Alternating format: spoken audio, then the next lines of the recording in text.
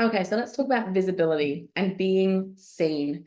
This is an issue that is popping up every 90-day plan I do. So I wanted to bring this into this training bundle. How to tell if your marketing issue is actually a visibility issue. You self-sabotage your big moves, like tap out of your launch halfway through, launch something but never speak about it, win an award but never end up telling anyone. You audit the fuck out of your content, like you check it over and over and over again. You add in so many different safe phrases to make sure that you don't trigger anyone. The thought of going live on social media is enough to make your hands sweat and your mouth go dry.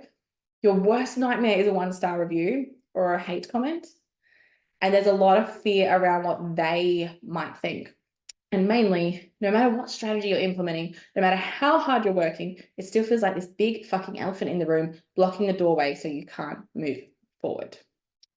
That's a visibility issue, babe. And here is why it sucks. Imposter syndrome is a major obstacle. There's no quick fix, but there's this element of radical self-awareness that can help you recognize and almost halt it in its tracks. The thing I want to touch on here is that in Australia, it is even more pronounced. It is even more daunting to stand out due to that whole tall poppy syndrome, where successful people who break the mold are often cut down. And this leads to an element of self-gaslighting and playing small for safety, but when in reality, it serves no one. You've got to remember that your vision is bigger than your fear of being seen and judged. Some people are making more income and more impact simply because they've decided they're confident and they don't let imposter syndrome get in the way. Have we all felt imposter syndrome? Yes. But you choose to either sit in it and wallow in it and make it be the reason that you can't do something, or you choose to go, oh, that's imposter syndrome. Cool, I'm going to ignore that, right? Everyone experiences it from time to time, but successful people don't let it stop them. That is because the vision that they hold for themselves and the impact that they want to have through their business is bigger than any element of their own fear. And they've probably done the work to feel truly confident in what they do. They recognize the value they bring to the world. So if you're feeling stuck, I want you to sit down and get super clear on the transformation and impact that your brand, your products, and your services have on your clients. And then when your imposter syndrome pops up, I want you to recognize and name that. One way to deal with this is tell it to fuck off. I've got a client who calls her inner imposter syndrome Karen. And so she's always like, how was your week going? And she's like, oh, Karen popped up for a day or two, but I told her to fuck off. Right? So another way is to acknowledge it. You can also thank it for trying to protect you. See it as the inner child inside you that's scared of being left out or the last one picked for all over Red Rover, and just say, oh, I see you. I know you're trying to make me feel safe right now. I know you're trying to keep me small so that I don't get hurt. Thank you for trying to protect me, but I don't need that right now.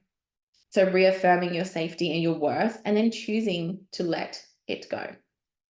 So how to shift the visibility stuff? You've got to acknowledge your visibility wounds. When you feel that ick and that fear pop up, you got to choose to move through it with awareness. You can tell that inner mean girl, your inner Karen, that you are done with her self-sabotage. You can tell the fuck right off.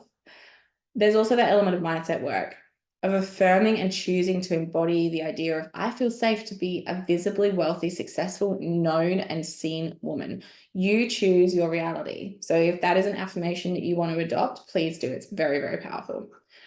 Build your emotional intelligence so that you can understand when someone is projecting their own limitations or fears onto you, and that will help you be able to let that drama slide off you like water off a duck's back. You also have to create intentional visibility opportunities that push and grow you.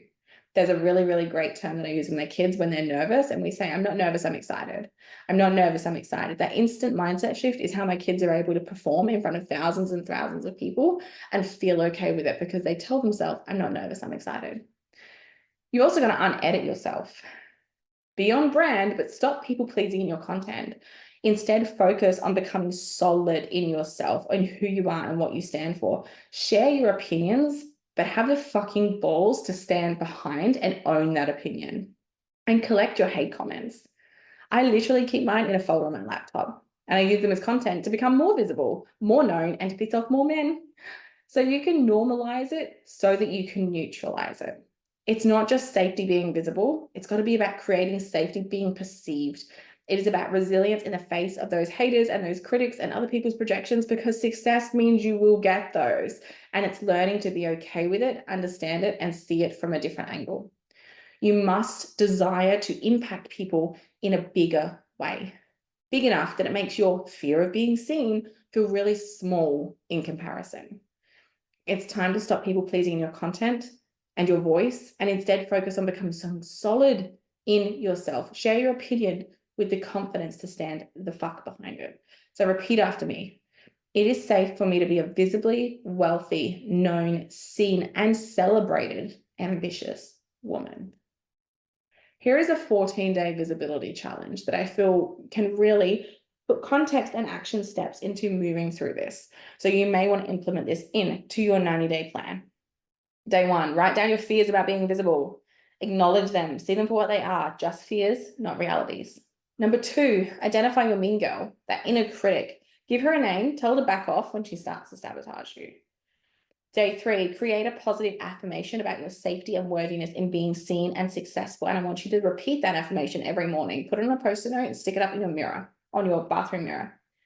Day 4, share a personal story about your business journey on social media. Be honest, be authentic.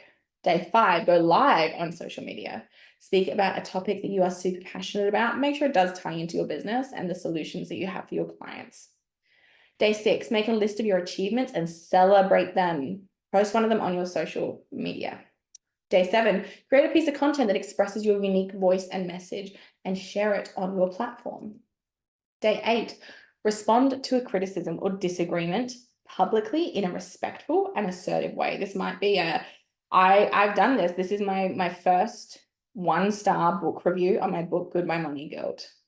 And I responded to that and explained my side of things respectfully, and I thanked her for the 1-star review because that meant that I'd made it officially, because the best authors will get 1-star reviews. Day 9, share one of your business goals publicly. Declare it to the world. Let people know that one day you're going to have a massive, massive warehouse for your stock. Day 10, post a behind the scenes look at your business or work day. Day 11, share a testimonial or positive feedback from a client or a case study. Day 12, host a Q&A session on your social media platform and directly engage with your audience. Hot tip for this, even those super, super successful influencers, they still leave questions on their own Ask Me Anything boxes on Instagram so that they can answer them. Sometimes it just takes a few questions to get the ball rolling. So don't beat yourself up about wanting to do that or needing to do that to start with. It's totally okay. Everyone does it. Day 3, share a personal story or experience that inspired your business or your approach to your work. And day 14, reflect on the changes in your visibility and confidence over the past 2 weeks. Celebrate your growth and your success because you're just getting started. The success that you are searching for and so desperate for it to finally happen is probably just waiting for you to deal with your shit, show up in a potent new way, and really become unafraid of being seen as fuck. So let's fucking go, baby.